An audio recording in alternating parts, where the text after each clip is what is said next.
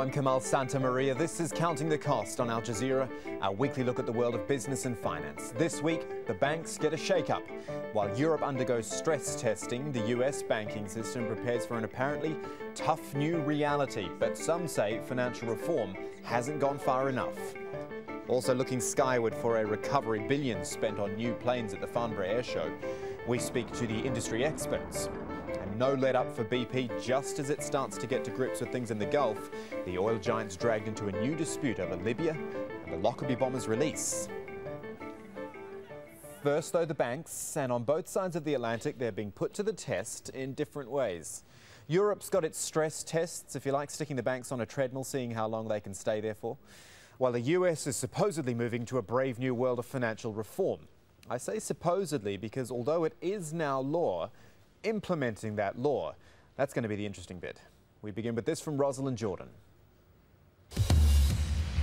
It was U.S. President Barack Obama's battle cry to the nation in mid-2009. The U.S. financial system was out of control and had to be reined in. The events of the past few years offer ample testimony for the need to make significant changes. On Wednesday, President Obama declared the financial controls were now at hand. So these reforms will help lift our economy and lead all of us to a stronger, more prosperous future. But does the new law live up to its original vision?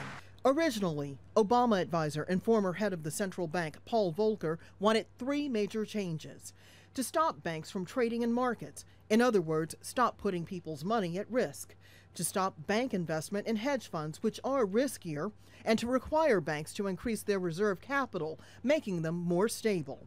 But then legislators and lobbyists started negotiating the shape of the bill. Congress agreed to allow banks to engage in limited market trading. Critical enforcement loopholes remain, and there's no absolute minimum amount of reserve capital put into law. A major part of what created the financial crisis was that various regulators, and we have lots of regulators, and we always did here, chose not to strictly pursue the laws on the books, chose not to make enemies in the financial sector, and chose to kind of let things slide. And if they do again, they'll just have more power that they're not using than they did 2 or 3 or 4 years in the past. But conservative economists say the new law alone won't be enough to save the U.S. economy. One day, and it's probably in the middle of next year, taxation will have to go up. And that would be much more of a killer blow for the U.S. economy than actually dealing with public sector borrowing requirements. The law will take 10 years to implement. Despite this new law, which the Obama administration has hailed as historic reform, there's still a major economic problem in the U.S., which is now a political problem: the lack of jobs. Nearly 10% of U.S. workers are unemployed. After 2 years of job losses, private payrolls expanded at an average of about 100,000 per month during the first half of this year, a pace insufficient to reduce the unemployment rate materially. The Obama administration is hopeful these reforms will help Americans improve their bottom line. But without significant job growth, the president and his party are tumbling in the approval polls. Not good news on a day the administration was claiming success. And now Europe, which has been watching its own financial news unfold. Stress tests on the European banks, those started earlier in the month, and plenty of criticism too about just how tough the tests actually have been. But regardless of that question, and it is a big one, the rest of the talk has been all about who's going to survive and who's going to need some help. The anxious wait is over, carefully timed to be announced after the European markets close for the day. The results showing the robustness of Europe's banks were in line with predictions.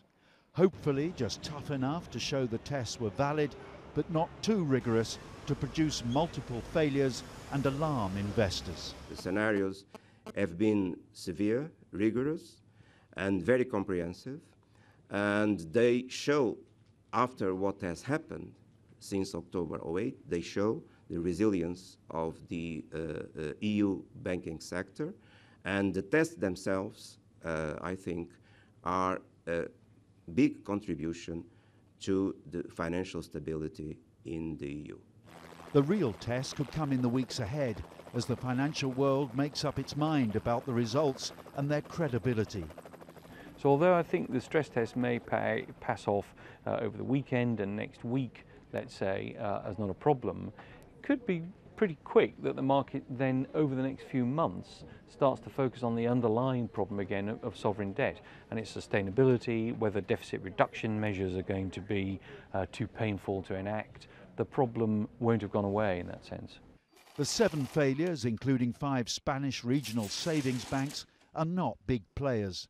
The 2 others were in Germany and Greece, but are not considered significant. The European bank supervisors claimed that their tests were more severe than those in the United States, but the markets have their doubts. There is a special fund already set up with the European Union's direction, which is the 10 billion bank fund, which will help capitalize any weak banks. So the idea is that you pass, so you're safe. You don't pass, you get capitalized and you're safe again. Banks were tested on how they would cope with a moderate recession this year and next. The hunt for weak spots is over for now, but the bank's problems continue. All right, let's look at another busy week for BP now, where it was political pressure that was raised a notch. This time nothing to do with the oil spill, rather an oil deal, with US lawmakers demanding an investigation into BP's possible role in the release of the Lockerbie bomber. The link, of course, is Libya. The bomber, Abdel Basit al-Megrahi, is Libyan. There's oil in Libya. BP has oil contracts in Libya. You see where I'm going here. And what do you know? It all coincided with the British Prime Minister David Cameron's first official trip to Washington. Let us not confuse the oil spill with the Libyan bomber. I've been absolutely clear about this right from the start, and in our meeting we had what we called a violent agreement, which is that releasing the Lockerbie bomber, a mass murderer of 270 people, the largest act of terrorism ever committed in the United Kingdom, was completely wrong. He showed his victims no compassion. They were not allowed to die in their beds at home, surrounded by their families. So in my view, neither should that callous killer have been given that luxury. Let's look at some other BP developments for you. It has agreed to sell oil fields in and around the US to Apache Oil for $7 billion. Less than the expected $10 billion, but that's because BP couldn't offload its stake in Prudhoe Bay in Alaska. Also, there is talk of raising another $1.7 billion from the sale of businesses in Vietnam and Pakistan. Meantime, the rest of big oil, ExxonMobil, Royal Dutch Shell, Chevron, Texaco, ConocoPhillips, they are now forming a $1 billion non-profit organization to tackle any future crisis in the Gulf of Mexico. Certainly sounds like a good idea, certainly could have been handy about 3 months ago. Because right now there's this other big issue with the oil spill. Just what do you do with it all? John Terrett's been looking at that. Cleaning up the oil on the beaches in the Gulf of Mexico can be a slow and arduous task. Workers scoop clumps of oil out of the sand and dump them into plastic bags. But it's what happens next that worries people here in Harrison County, Mississippi. After the bags are deposited into a bin, they're collected by Waste Management, a national disposal company, and driven almost 20 kilometers north to Pecan Grove Sanitary Landfill and Recycling Center, where they're put into the ground. While Waste Management says that the oil bags are within hazardous limits, residents are concerned that all BP is doing is taking the pollutant from the ocean and transferring it to their land. We already have BP oil that is unwanted and has a terrible negative impact on our Mississippi Gulf Coast. And we don't need another area. We don't need them to pick up all the things that they've dumped on us and move it to a landfill. Harrison County residents find themselves caught in a triangle between BP, the Mississippi Department of Environmental Quality, and the Waste Management Company. Dumping in Pecan Grove was only allowed to begin after the Mississippi Department of Environmental Quality granted permission. In a statement to Al Jazeera, the department said the oil being dumped is within state and federal waste guidelines. But local people are upset, saying they feel their requests and interests have been ignored by the larger organizations. We're upset because now we're being dumped upon and there's no other information. We don't have enough information, and it's just sad. I mean, what can we do? We were not consulted until the last minute. We were in a meeting and they brought it up, and that's when we started asking questions. And we asked BP very politely at the time to please use other alternatives and keep the waste out of the landfill. But the request was not answered, and so Harrison County leaders have decided to force Waste Management to appear before them at the end of the month in order to answer their questions about the safety of dumping the oil in the community's landfill. However, during this time, dumping in Pecan Grove will continue at a rate, according to Waste Management, of over 100 tons a day. If coordination would have been from the bottom up instead of the top down, it would have been a much easier process. And you would think that a business like oil and gas, with this tremendous amount of money that they make and are worth, that they would have an arsenal in their at their fingertips to defend us against this oil spill. When Counting the Cost returns, we're all about the planes. It was the Farnborough Airshow in the UK. Biggest in the world it is. In-depth coverage and analysis of the event and the aviation industry in just a moment.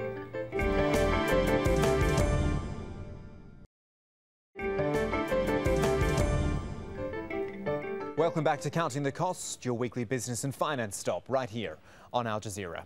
To the skies now, and a good indication that the global economy might be improving. After all, if a volatile industry like the airline one can start splashing out on new planes, then that's a good sign. Indeed, tens of billions of dollars were spent recently at the world's biggest air show in Farnborough in southern England. And not a moment too soon either. Right now, IATA, the International Air Transport Association, reckons the industry will still make a loss this year, a pretty chunky one of $2.8 billion. That compares with a loss of $9.4 billion in 2009. In fact, the 9 years prior to that, so we're going back to 2000 here, airlines lost a staggering $49.1 billion, partly because it is an industry prone to shocks. You need to look no further than the recent Icelandic volcanic eruption, the ash cloud that cost the industry $1.7 billion, more than when planes were grounded after 9/11. So it's not exactly attractive reading for the carriers themselves. That's 200 plus airlines we're talking about. Have you ever thought, though, about leasing companies? They are little known, they are less glamorous, but it seems they might be the bigger buyers. While Dubai's Emirates ordered 30 Boeing 777 passenger jets worth about $9 billion, General Electric's leasing company signed deals for 151 Boeing and Airbus aircraft. Huge difference in numbers. And also on the military side, Saudi Arabia in talks to buy Sikorsky Black Hawk helicopters and F-15s in a $30 billion deal. But on the ground at Farnborough, there was a star. Usually it would be the A380 Super Jumbo. Now, though, it's Boeing's turn. Nadeem Barber with more now on the Dreamliner. Touching down more than 2 years late, but still causing a sensation. The star of Britain's Farnborough Airshow is the first all-new Boeing plane for 15 years. The 787, also known as the Dreamliner, has been hit by delays in production. But after this test flight arrived from America's West Coast, the company's chief executive was delighted. Innovation is fun. Innovation is... And, you know, as you guys all know, we've been on the bleeding edge for a while. It's nice to get on the leading edge now. And the fundamental innovativeness of this airplane, this is the way planes are going to be built for the next 80 years. And it's exciting to be part of that. The Dreamliner is the biggest development in passenger planes since Boeing's European rival Airbus launched the double-decker A380, their so-called Super Jumbo. Now Boeing hope they can lead the way by being greener. The engines made here in Britain are more efficient than previous ones, but that's not all. Half of the entire aircraft is made of carbon fibre composites, meaning it's relatively light and quiet. Add improved aerodynamics into the mix, and Boeing say the Dreamliner will use a whole fifth less fuel than similar size aircraft. They're saying it's a green plane. Right, let's look at some independent analysis. Earlier in the week from Farnborough, I spoke to David Learmount. He's the editor-in-chief of Flight International. Began by asking him about the Dreamliner and if it really was radically different to the planes that are around at the moment. Well, if you look at the Dreamliner, and I know that you've shown the viewers some shots of it, it really looks like just another airliner. You know, same shape of wings, same fuselage. As you just said in your introduction, really it's to do with what's inside the aeroplane, and it's to do with the detail. What it is a standard aeroplane where all the latest tricks have been brought to bear, whether those tricks are tricks of aerodynamics to make it more efficient in the sky, whether they're tricks of weight to try and bring the weight down by using a far higher percentage of composite materials rather than aluminium in this aircraft. And they also have a different way in this aircraft of supplying the cabin pressurization. The engines don't have to do it any longer. They can just get on with pushing you through the sky. So the whole thing is a package which is highly efficient and very cost effective.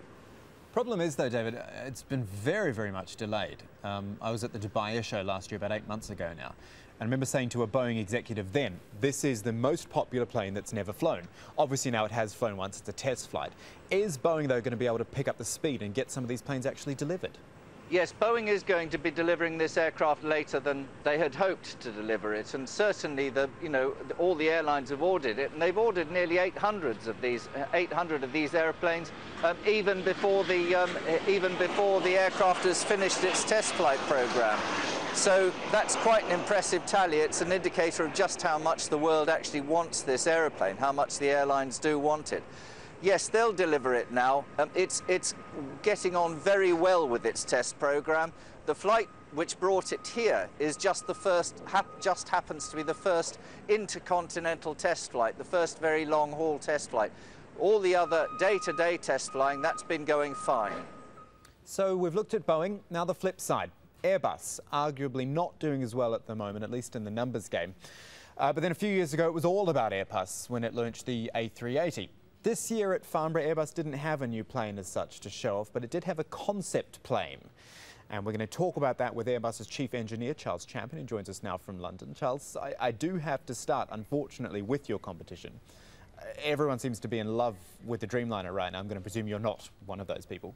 Nevertheless, what is Airbus's response to it? Well, we brought at the show the A380 at Airbus, and I must say today we've got 33 aircraft flying, 6 million passengers. They all love the plane, and we've got also the 350 extra wide body in the making. So it's pretty much a competition out there these days. I'm looking at the numbers here, though, and they tell a certain story. Dreamliner, orders for the Dreamliner are up at 863, and about 530 orders for your A350, a difference of 38%. Any thoughts as to why there seems to be so much more interest in Boeing's plane than yours? Well, I think ours is later. If you look at the rate of and the pace of the orders, we are probably equal or better to Boeing at the same time. So, I mean, nothing to worry about. You come to Farnborough with the idea of this concept plane. We've got a picture of it here as well. It's not a real aircraft, you say, but it is perhaps the way something could evolve further in the future. Our engineers kind of dream, what are the technologies that are available, how could we put that together in order at the end of the day to have some sort of concept plane that would answer that needs of the future. So we came with that type of idea, with a very, very slim wing, very efficient, mimicking birds in order to adapt the flight and be efficient every time at every stage of the flight. We came up with those U-shaped tail that are more efficient and lighter than the current design, and they are around the engines so that at the end of the day you reduce the noise.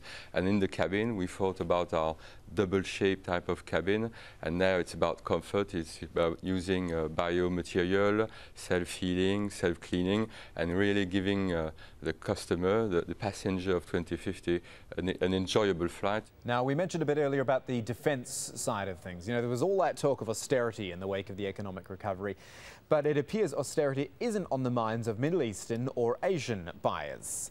India is interested in buying 10 C-17 military transport planes from Boeing worth as much as $5.8 billion. Iraq has formally requested 18 General Dynamic F-16 fighters. That's delivery in 2013, also in talks to rebuild its military forces. And even Afghanistan could spend $10 billion on arms for its army and police. Now, because all these would come from US companies, they'd actually need to be signed off by Congress. President Obama supporting deals to Iran's neighbours to counter its supposed nuclear weapons program and offensive might. But as austerity bites, Tim Friend now looks at the fears that technological know-how could in fact be lost.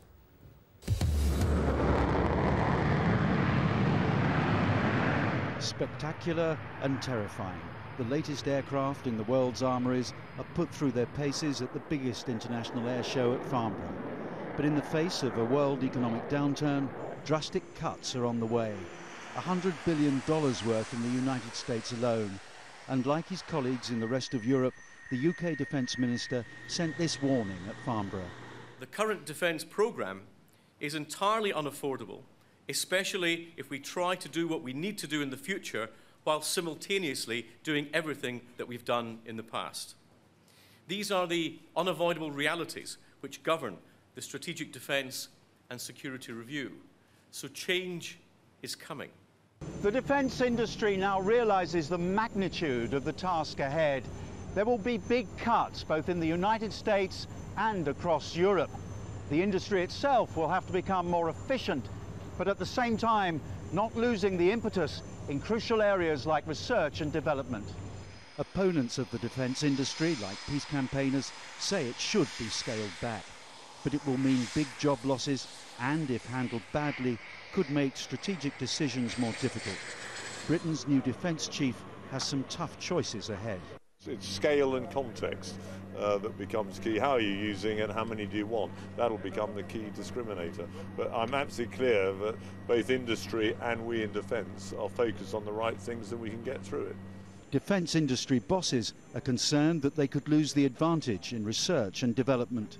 In defence with complex systems, you must decide at your peril if you're going to reduce technology and service types of investments. And we are worried about that, and we are of course looking forward to working with partnership with the government to assess how not to lose the capability and yet how to reduce the budget on behalf of the nation. For defence companies, innovation is now the key. Like this, up to now secret Star Wars type laser unveiled at Farnborough. It's being developed with the US Navy and can knock out aircraft as a last line of defence. A dramatic and deadly illustration of an industry that itself now feels under threat.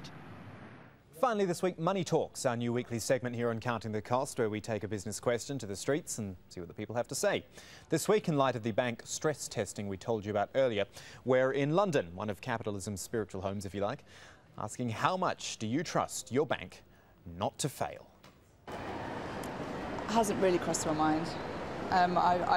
We have split some money up so that we've put it with other banks as well, so we don't have a large amount on deposit. But I don't think I'd put more than £50,000 on deposit with them in case they did. But I feel like they're as safe as any other bank. In terms of structurally, if they're going to go down, there's always that possibility and risk. But I think it's a big organisation and they sort of global, so I think we're okay for the time being. A couple of views there, and at the start of each week our Money Talks topic and location will be posted on our Twitter page, where we'll happily take in your opinions as well, even if you're not in that particular city. At AJ Counting Cost is the name to search for to have your say. You can also hit the program's link at aljazeera.net/English. Get to our main page. This episode will be posted there. Previous shows are there too, blogs, web-only content, all there at aljazeera.net/English. But that is it for this edition of Counting the Cost. I'm Kamal Santamaria from the whole team. Thanks for joining us. We'll see you next time.